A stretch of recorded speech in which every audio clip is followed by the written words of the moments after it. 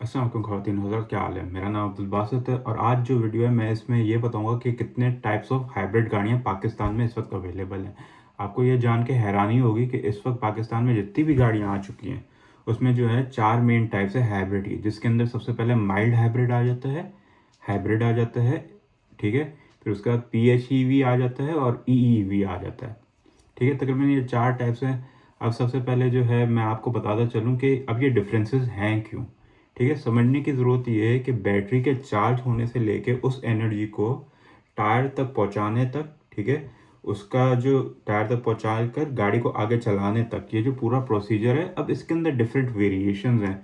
जैसे बैटरी किस तरीके से चार्ज हो रही है, टायर तक जो एनर्जी जा रही है, ठीक है, वो किस तरीके से जा रही है, किस रूट के थ्रू जा रही है। तो इसमें ये जो डिफरेंसेस हैं फिर उसको जो है इन्होंने जो है मल्टीपल टाइप्स ऑफ हाइब्रिड का नाम दे दिया है।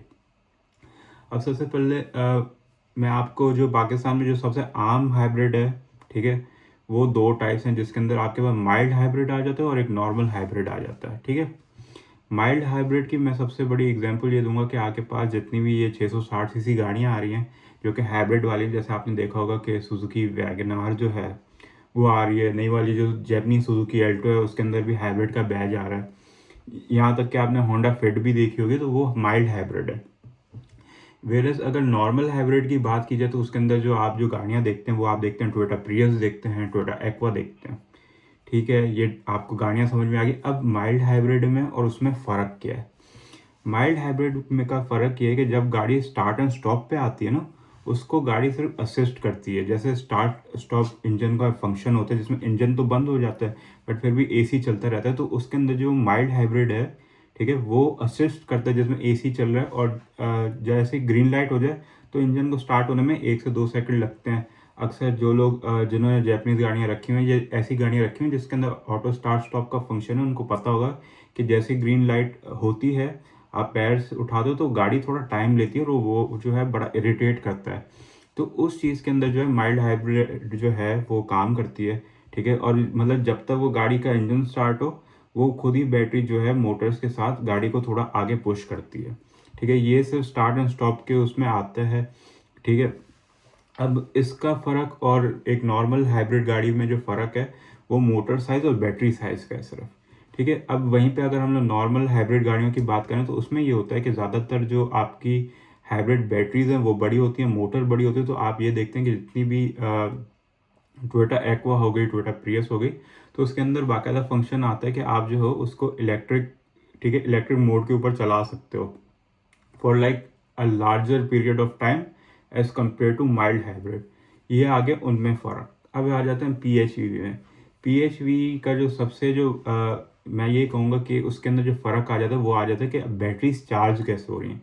एक तो नॉर्मल वे जिसके अंदर आप गाड़ी चलाते हैं, ठीक है, आप ब्रेकिंग कर रहे हैं, आपकी गाड़ी चल रही है मोशन में, तो टायर का जो मोशन है उसकी वजह से बैटरी चार्ज हो रही है, वो एक तरीका है। दूसरा तरीका ये है कि प्लग इन तरीका होता है जिसके अंदर आपके पास एक चार्जर होता है और उसके थ्रू जो है आप अपनी गाड़ी की बैटरी को चार्ज करते हो।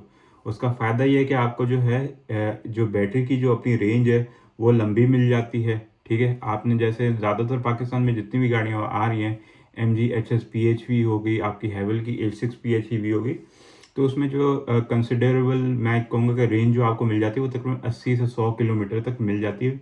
And I am being very realistically.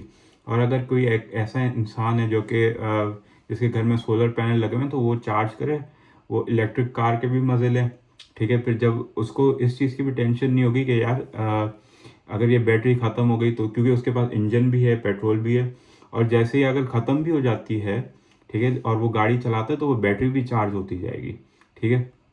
ये भी एक फ़ीचर है। और मतलब मेन फीचर PHV का ये है कि आप उसको जो है किसी भी सॉकेट के अंदर मोबाइल फ़ोन की तरह चार्ज कर सकते हैं।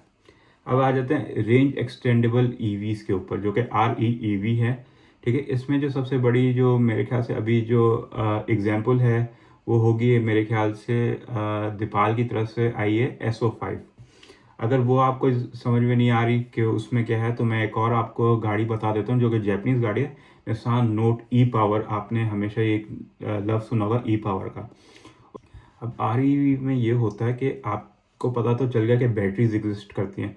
बट बैटरीज जो हैं वो पावर किस तरीके से टायर्स तक पहुंचा रही हैं आरईवी में, फिर इस चीज़ में फ़र्क आ जाता है। ठीक है, होता ये है कि इंजन जो है आप उसको उसके अंदर कन्वेंशनल इंजन है, ठीक है, आप वो इंजन चलता भी है, बट प्राइमरीली जो टायर्स जो चल रहे हैं ना वो मोटर से चल रहे हैं और उन मोटर को पावर दे रही है बैटरी।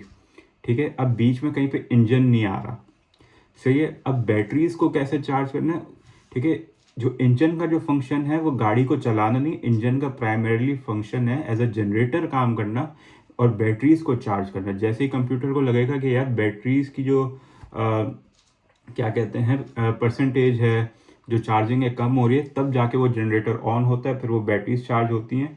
ठीक है, फिर जाके जो है वो बैटरी जब फुली चार्ज हो जाती है, इंजन बंद हो जाता है, फिर वो टायर्स को पावर देता है, सही है। वेरेज इन नॉर्मल हाइब्रिड गाड़ी, ठीक है, जैसे एक्वा हो गई, उसमें ये होता है कि आपकी जो गाड़ी होती है वो ज़्यादातर इंजन डिपेंडेंट होती है। ठीक है, कंप्यूटर ये डिसाइड करता है कि यार अच्छा इसके अंदर क्या कहते हैं वो तो है बैटरी तो है, तो जब तक बैटरी फुली चार्ज है बैटरी पे चलेगी गाड़ी। जैसे ही बैटरी कम हो गई फिर वो जो है गाड़ी के जो टायर्स हैं वो फिर इंजन से कनेक्ट हो जाएंगे, वो फिर इंजन चलाएगा गाड़ी को जब तक बैटरी फुली चार्ज नहीं हो जाती। वेरेज आरईवी में इसका ऑपोजिट है, जो टायर्स हैं वो बैटरीज ही चलाएंगी और इंजन का सिर्फ फंक्शन ये है कि वो बैटरीज को चार्ज करे।